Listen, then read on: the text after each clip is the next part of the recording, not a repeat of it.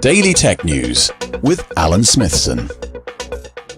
Good morning. Welcome to Daily Tech News. My name is Alan Smithson. Today is Thursday, July 11th. We got a lot to cover. Let's get into it. Yesterday was VRTO, Virtual Reality Toronto, and it's on today as well. If you're in Toronto, make sure you go check it out at OCAD, the Ontario College of Art and Design in downtown Toronto. It's a beautiful building on stilts. It's absolutely stunning.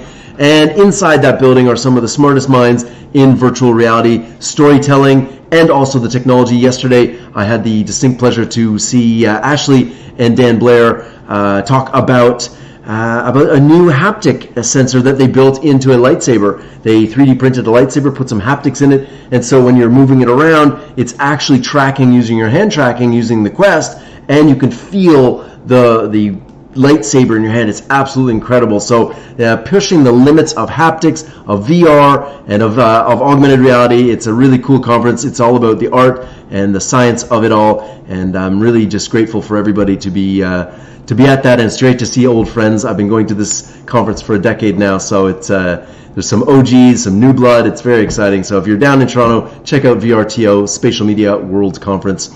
Okay, speaking of VR and XR, HTC Vive published a new report on the XR use for the financial sector, and it's actually really interesting here. It says, HTC Vive has released a report on the financial services industry adoption of XR based on the independently run survey.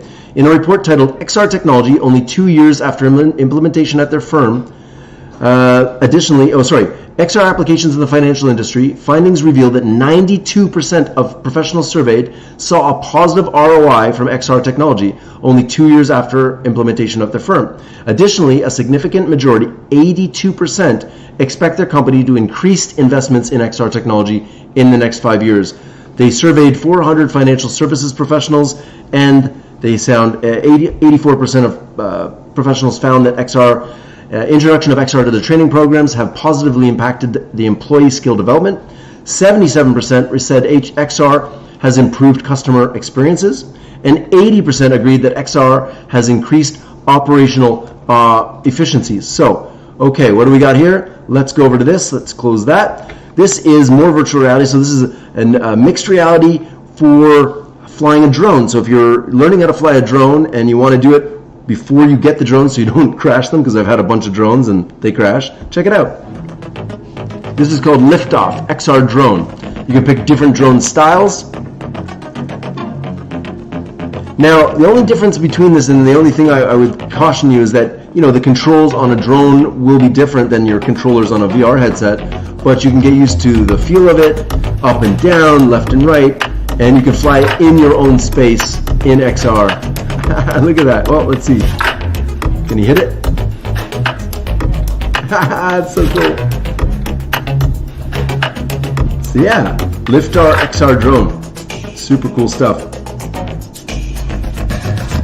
All right, leave that there. I will put the links in the comments of the YouTube video. Over to iRoma.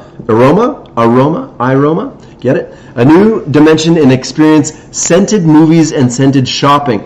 The ability to have this machine attached to your computer. So imagine you're surfing the web or you're playing a video game and it can spray scents out at you. We've covered scent before, but this one actually looks really nice. It looks like a commercial product here. They've got cinema, retail, and home entertainment as their markets for scent, and it's just super cool the fact that you can have a scent machine in your house and it disperses the smell as required. So very cool stuff. It is iromasense.com. You can go check it out. Over to art. This is, we say how AI and robotics are not going to replace the artistic talent in humans. Well, they are. This is a new company called Momentum Labs, and Momentum Labs is using robots to literally carve marble statues. Full-size marble statues. How incredible is this? Wow. So over to Momentum Labs. Here it is. Monumental Labs. Monumental Labs is building an AI-enabled robotic stone carving factories. With them, we'll create cities with the splendor of Florence, Paris, or Beaux Arts, New York, at a fraction of the cost. So you can commission a sculpture, and they've got all sorts of different sculptures here, and if you go to their Our Work, you can see some of the work that they've worked on here. And the neat thing about this is you can start doing stuff that, you would never do. Like, look at this giant purse here. Just super, super cool stuff. And I look forward to seeing more from Monumental Labs. Okay, over to a new vision for the advancement of humanity. The world needs a moral defense of progress based in humanism and agency. This is the Techno-Humanist Manifesto by Jason Crawford. It was released this week, and it's a phase one of a big book. He's got here the present crisis of technology. Never has humanity been so powerful and at the same time so distrustful of our power. And it's true, we live in an age of wonders, and we take it for granted. Somebody said to me, "Oh, the news is so bad, everything's so bad." I said, no, it is the best time in human history to live right now. And I asked her, would you like to live 500 years ago? No. Would you like to live 50 years ago? No. Today is the best it has ever been, and it's going to get better and better, and technology is that tool by which we make people's lives better. And so there's a whole book here written. Look at that. This is from The Flying Carpet. I don't know why we don't have flying cars yet, and I don't know how they thought they would fly as just a dome, but we are going to have drone pilots around and drone taxis around, so it's going to be a thing. But that's from 1959 in the LA Times. So the article here, the Techno-Humanist Manifesto, is available. I'll put the link in so you can dive in. It is a beast to read, and it's being released in chapters. Okay, over to the U.S. hits 180 gigawatts of solar power, and here's how we get to 1,000 gigawatts by 2030. They've got kind of a rise of solar power. It says today the U.S. generates just 4% of its electricity from solar, but the renewable sources are on the rise. Since 2016, the number of solar installations in the nation has increased fivefold. The U.S. hopes to continue this momentum, reaching the point that solar provides 30 to 50% of Americans' electricity in 10 years as a milestone on the path to completely decarbonized energy by 2050. I think we can really push that hard, and actually there's a whole history of the rise of solar in the U.S. starting in 1883, going all the way into today. And so you can leave that. I'll leave that in the chat, and you can read it. But here's a graph that really demonstrates that clearly. It says solar outgrew our expectations. If you look at the yellow lines, that was our predictions or our expectations of solar power, and you look at the black line, that's the actual. So unlike our predictions of like solar is going to kind of grow, linearly, it actually grew exponentially. And so on average, actual installations have been more than 3 times higher than their 5-year forecast. So big bets on solar, all in on clean energy. Over to the SEBA Technology Disruption Framework. This I found was really interesting. It uses a disruption framework to help analyze and model phase change disruptions. And as AI and robotics and automation are upending the current status of work and businesses, people need to know this. So I thought this was a really great way to do it. They've got here a whole presentation here that you can go through. And let's see here. Disruption models. You've got from above, a new product is initially superior and more expensive, but it's cheaper at a faster rate than the market while improving performance.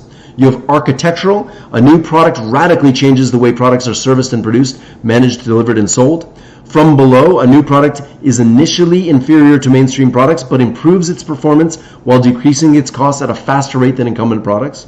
Big bang. When launched, a new product is better, faster, and cheaper than the mainstream products. Think AI. And so all of these together give you disruptions, and the disruptions could be in your business. It could be disrupting yourself. You could be an innovation within your own company. And so the technology cost curves go down and down and down, and you notice solar is the last one there. So there's a whole presentation on this. I'm not going to get into all the details, but I will put the links in the YouTube. Please hit subscribe. Over to AI Frenzy takes Taiwan's TSMC to record peak. It puts it in the $1 trillion club. So as of yesterday, Taiwan's TSMC recorded a high of over $1 trillion market cap. So now we're in the $1 trillion market cap for TSMC, for Nvidia, for Apple, for Microsoft, and so now we're in the 4 comma club for these guys. Okay, Etsy added AI-generated item guidelines in new seller policy. Of course, if you're going to be selling something on Etsy, it's supposed to be handmade and handcrafted and hand-designed.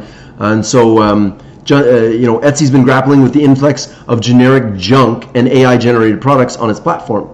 The service revised its seller policy on Tuesday, introducing new labels that clarify whether a seller made, designed, sourced, or handpicked an item.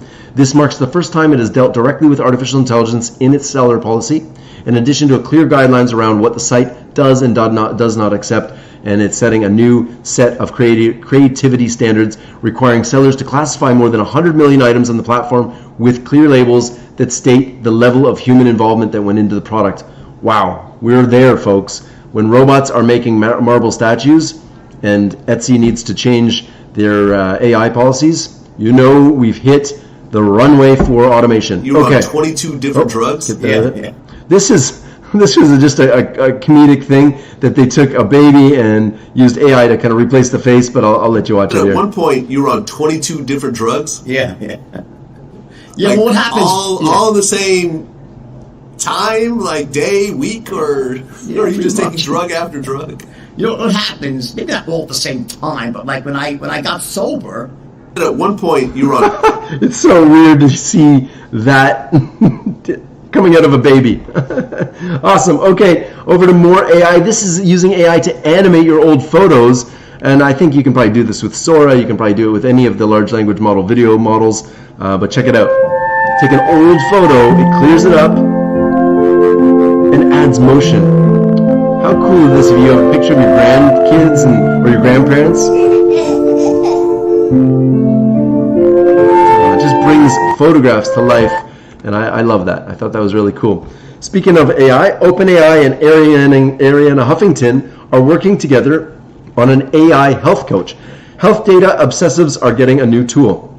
So, if you're worried about your health, or not worried, but concerned and you want to take care of it, AI leaders are increasingly optimistic about the technology's potential in the health sector, especially when it comes to personalized bots that can comprehend and address individual health concerns. OpenAI and Ariana Huffington are now jointly funding the development of an AI health coach through Thrive AI Health. In a Time magazine op-ed, OpenAI CEO Sam Altman and Huffington stated that the bot will be trained on the best peer-reviewed science, alongside the personal biometric, lab, and other medical data you've chosen to share with it. I don't know if you trust your personal medical data to OpenAI, but if you do, then here's a new tool for you.